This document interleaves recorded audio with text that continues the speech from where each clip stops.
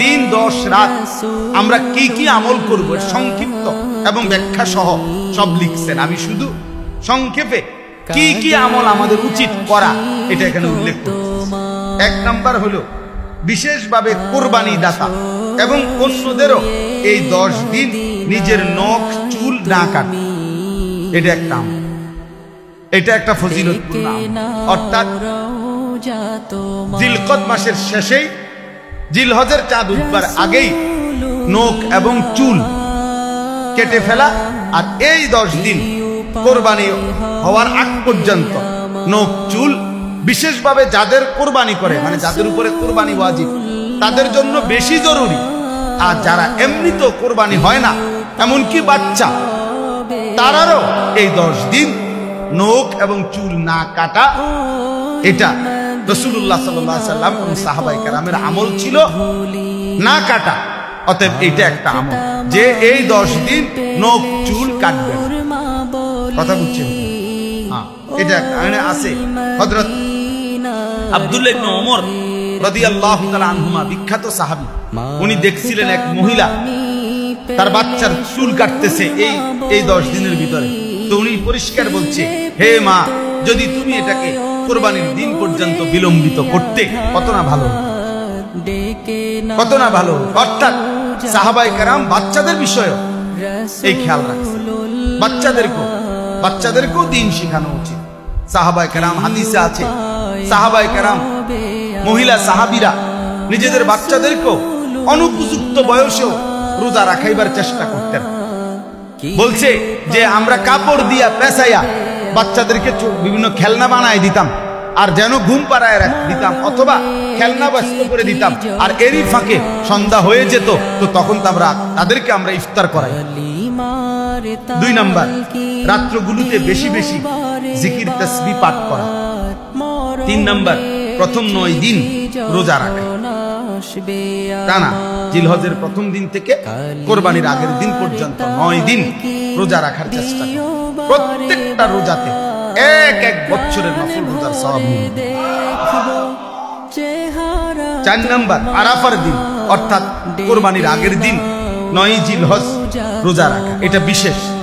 অর্থাৎ কোরবানির আগের দিন বিশেষভাবে ওই দিন রোজা রাখার সর্বোচ্চ চেষ্টা করা।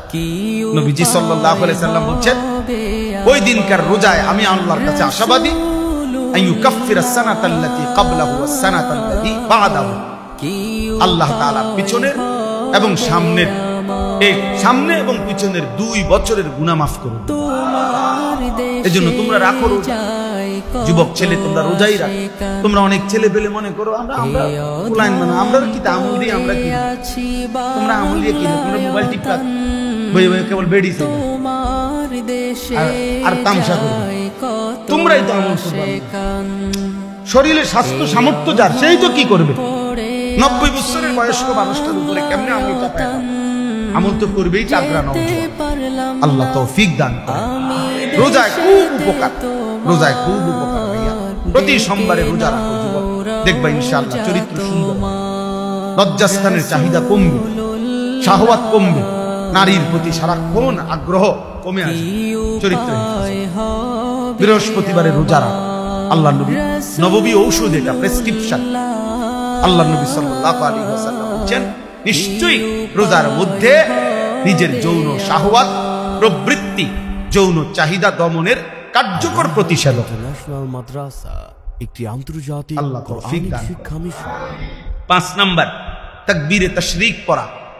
আল্লাহু আকবার, আল্লাহু আকবার, লা ইলাহা ইল্লাল্লাহ, আল্লাহু আকবার, আল্লাহু আকবার, ওয়ালিল্লাহিল হামদ। 9 জিলহজ মানে কোরবানির আগের দিন ফজর থেকে 13 জিলহজ কি পর্যন্ত, আসর পর্যন্ত ঈদুল আজহার নামাজ পড়া কোরবানির দিন।